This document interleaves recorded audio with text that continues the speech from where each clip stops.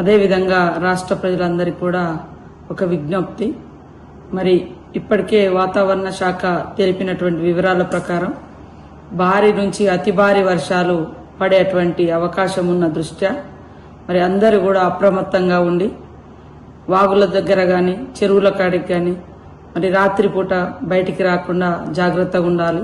అదేవిధంగా తడిసినటువంటి గోడలు కప్పులు ఉన్నటువంటి ఇళ్ల నుంచి బయటకు వచ్చి సురక్షితమైనటువంటి ప్రాంతాలలో ఉండాలని అందరికీ విజ్ఞప్తి చేస్తూ ఇప్పటికే ముఖ్యమంత్రి గారు మరి వీడియో కాన్ఫరెన్స్ ద్వారా కూడా కలెక్టర్స్కు, పోలీస్ అధికారులకు, ఇతర అధికారులకు అందరికీ కూడా సూచనలు చేయడం జరిగింది. ప్రతి ఒక్క అధికారి వాటిని ఫాలో అవుతూ ప్రజల్ని కూడా అప్రమత్తం చేయాలని తెలియజేస్తూ, ముఖ్యంగా ములుగు జిల్లా కాడికి వస్తే ఒకవైపు గోదావరి, మరొక వైపు జంపన్న వాగు, అదేవిధంగా ప్రతి ఊరికి ఒక వాగులు వంకలు ఉండడంతో పొంగి పొర్లేటువంటి అవకాశం ఉన్న దృష్ట్యా మరి ఎట్టి పరిస్థితులలో వాగులు దాటి దూర ప్రాంతాలకు వెళ్లకుండా, వాగులు దాటేటప్పుడు కూడా ప్రమాదాలు జరిగేటువంటి అవకాశాలు ఉంటాయి.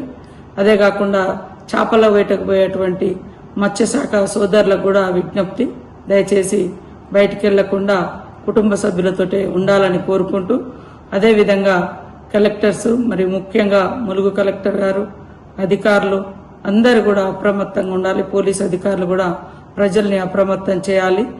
మరి అధికారులతో పాటు కాంగ్రెస్ పార్టీ నాయకులందరూ కూడా ఎక్కడికక్కడ ప్రజల్ని అప్రమత్తం చేసి సురక్షితంగా ఉండే విధంగా అందరూ ఈ యొక్క ఏదైతే భారీ వర్షాల నేపథ్యంలో ప్రజల్ని అప్రమత్తం చేయడం, వారికి తోడుగా కాంగ్రెస్ పార్టీ నాయకులందరూ కూడా ఉండాల్సిన అవసరం ఉందని తెలియజేస్తూ అందరూ సురక్షితంగా జాగ్రత్తగా ఉండే విధంగా ఎవరికి వాళ్ళు తగు చర్యలు తీసుకోవాలని కోరుకుంటూ సెలవు తీసుకుంటున్నాను. నమస్కారం.